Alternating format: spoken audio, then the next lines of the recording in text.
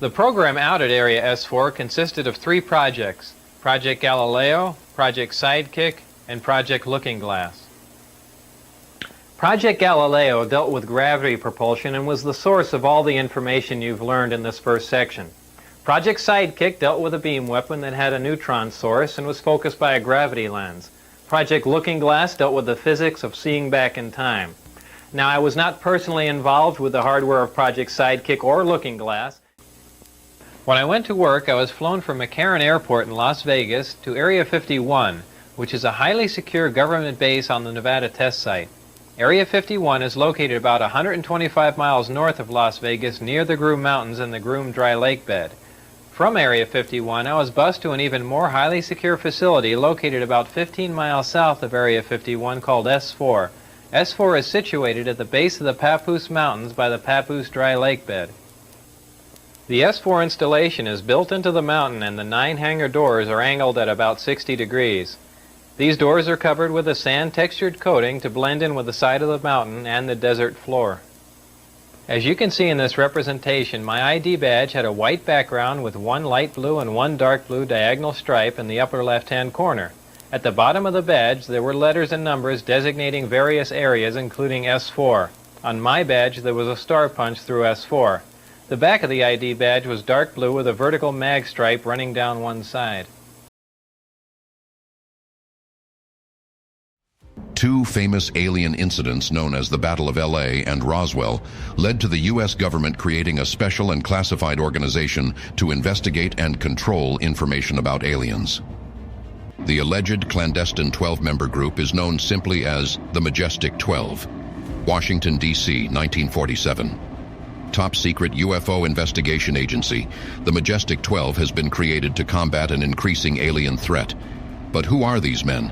After the PR fallout of the Roswell incident, it was obvious to many Air Force insiders that an elite hand-picked team needed to be created to control and monitor the increasing UFO phenomena 24/7. The man chosen to oversee Majestic 12 was James Forrestal. U.S. Secretary of Defense Forrestal is the man behind the scenes. But who can be trusted to run Majestic operations on the ground? One name catches Forrestal's eye: Vannevar Bush. He is the first scientific advisor to the president and a key figure behind the Manhattan Project. Codename for the world's first atomic bomb, Majestic 12's first priority is to limit the public's knowledge and exposure to UFOs. Run out of Wright-Patterson Air Force Base, Majestic 12's first official operation is codenamed Project Sign. Project Sign sends agents into the field to deal with a rash of recent sightings with the purpose of clamping a tight lid down on UFO phenomena in America. June 24, 1947. Pilot Kenneth Arnold spots a series of discs flying in a strange formation at incredible speeds near Mount Rainier, Washington. Several witnesses corroborate the incident. The story appears in American and Canadian publications. From those stories, the term flying saucer is introduced to the public. The very publication of Kenneth Arnold's story sends shockwaves through Majestic 12. How did even this small amount of information get into the public domain? Though the press is kept in the dark, one thing is clear: the problem is escalating. Although America's nuclear development is still in its infancy, mankind's new experimental energy frontier is part of the problem. Atomic testing and the bombs dropped on Hiroshima and Nagasaki have attracted attention from other dimensions. One of the men behind the Manhattan Project atomic tests is Vannevar Bush, the same man who is now head of Majestic 12. Vannevar Bush orders all Project Sign's information. From this moment on, the American government's official public position is that extraterrestrials do not exist. But information leaks and insidious press coverage split Majestic 12 into two distinct factions. Those who feel the public must be made aware of UFOs and their advanced technologies, and those who feel proof of alien life along with the technology possibilities must never reach the public again.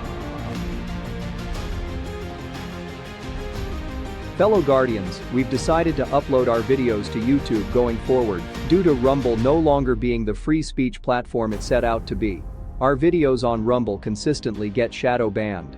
Our main goal has always been to help speed up the collective awakening process. Rumble's quest of becoming a competing platform by promoting free speech ended a few years ago, when they decided to start taking money that was soon followed by orders from the deep state.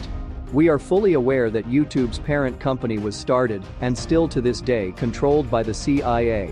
At this point, there is nothing they can do to stop our collective evolution of consciousness. All they can do is continue trying to slow down the process. One of those methods will obviously be to suppress our content, so please help offset their efforts by hitting the like button and subscribing.